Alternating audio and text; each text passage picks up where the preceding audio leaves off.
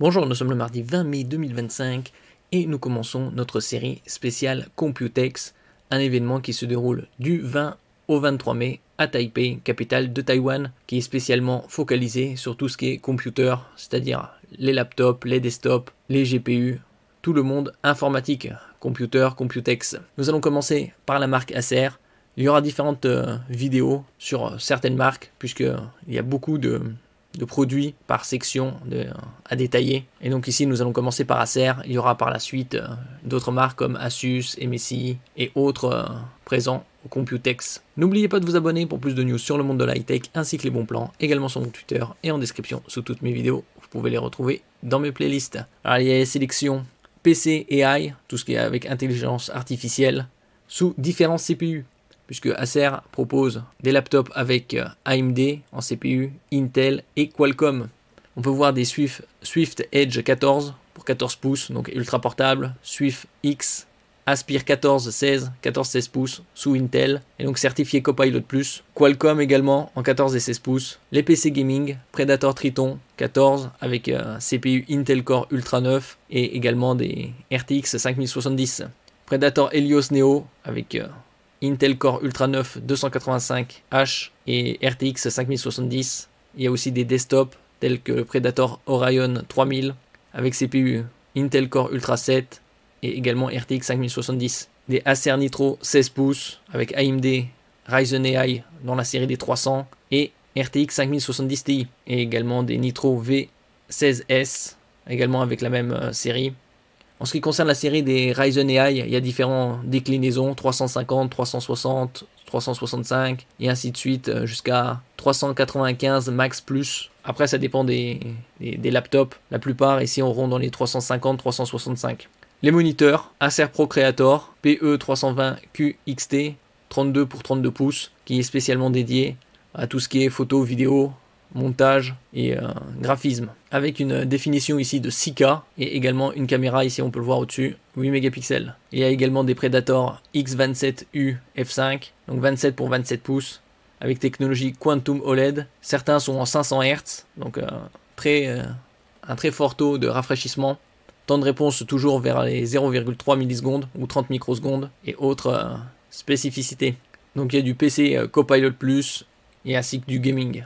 Ici on a la section en anglais, certains articles qui sont présentés et donc ce sera traduit. Donc ça c'est tous les laptops et desktops avec les nouveaux CPU qui viennent de sortir, comme je l'avais dit précédemment, Ryzen AI 9 365. Ils sont tous pourvus d'une partie NPU pour Neural Processing Unit chargé de l'intelligence artificielle. Vous avez également des Acer Chromebook.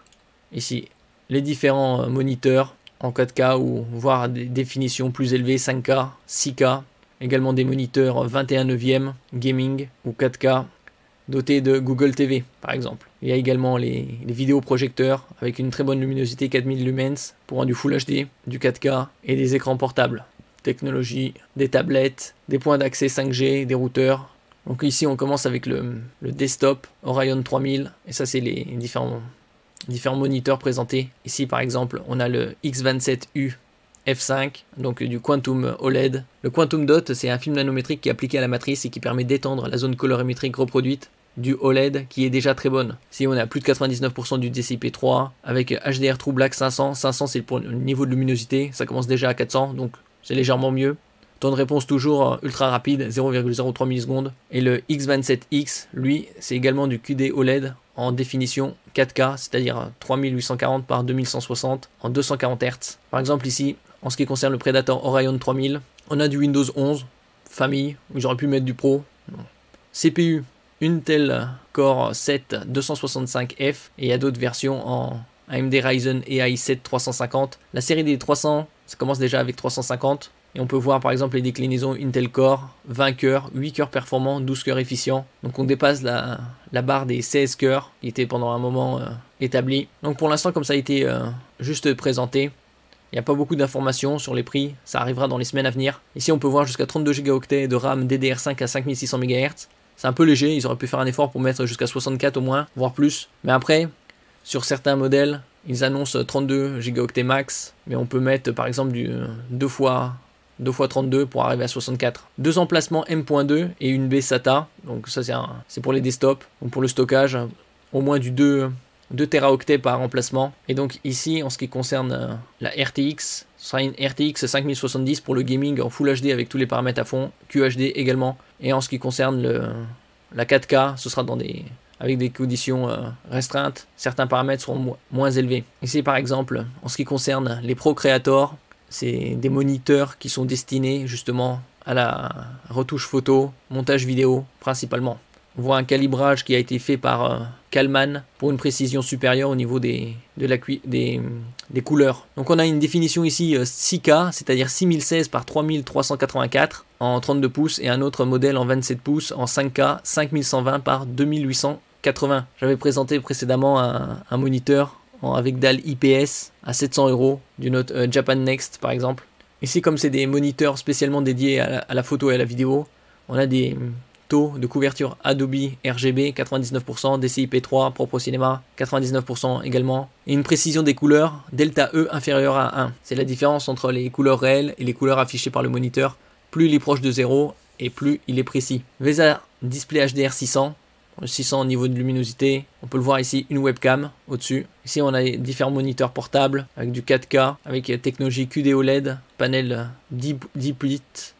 10 bits, ça veut dire qu'il y a 1,07 milliard de couleurs reproduites et également une très bonne précision. Voilà, ici, compact et portable, 16 pouces avec une très haute définition de 2880 par 1800, c'est-à-dire format 16 dixièmes. Delta E inférieur à 2, 120 Hz. On voit de plus en plus de moniteurs 120 Hz et plus en ce qui concerne les portables. Ici en double screen, Full HD, 100 Hz. Il y a également les projecteurs portables avec une définition 4K, une couverture du REC 709 à 125% et une possibilité d'avoir du 240 Hz en Full HD avec un input lag très bas de 4,2 millisecondes. Ça c'est très intéressant. Après il faut voir les prix. Ce sera probablement dans les semaines à venir. Ici, on a les prix pour la Chine et d'autres specs un peu plus en détail ici. Donc ça, c'est le moniteur qu'on a vu précédemment avec technologie QD OLED. Donc de plus en plus de moniteurs OLED sont QD OLED.